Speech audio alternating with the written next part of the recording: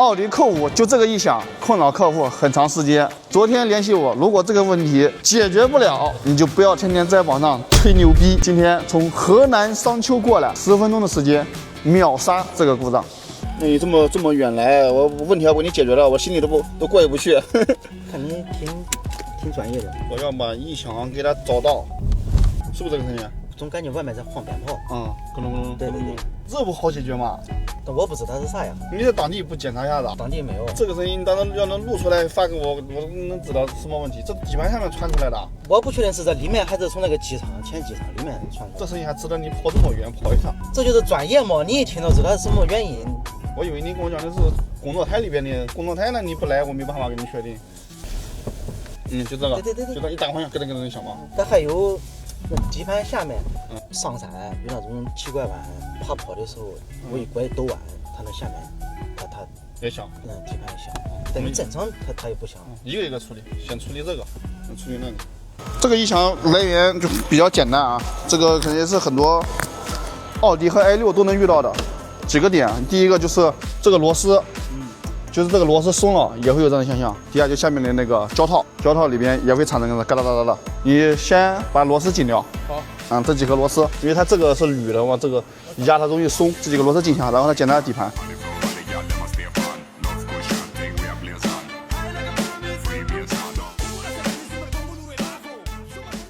北京有4块地，1、2、3、4，北京有4块地。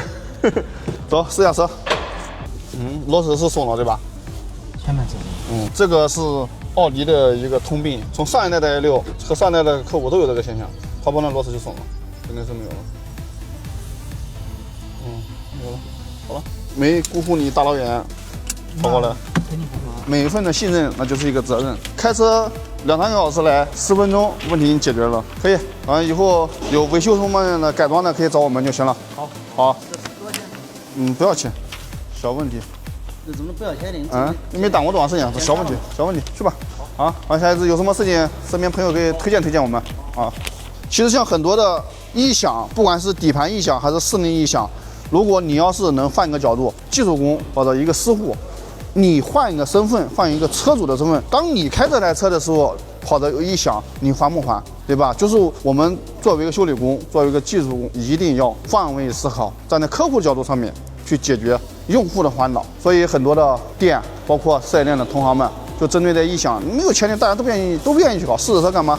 正常的没有听出来，这是我在4S店这么长时间，我觉得是最直观的一个问题。没有听出来，你跑吧，下次我们再试试。我们存在的目的是什么？就是解决用户的烦恼。我值得让客户驱车几百甚至上千公里找我，就为了解决对于我来讲的话，就很小的一个问题，3分钟就秒杀了一个故障。他从几百公里到这里，不讲路费多少钱了，所以这个问题不收车主的钱，我再收他的钱，我可能就收他100、200，但是对于100、200对我来讲就解决不了什么问题，所以我讲免费给你搞，这个是什么？这就是一份信任。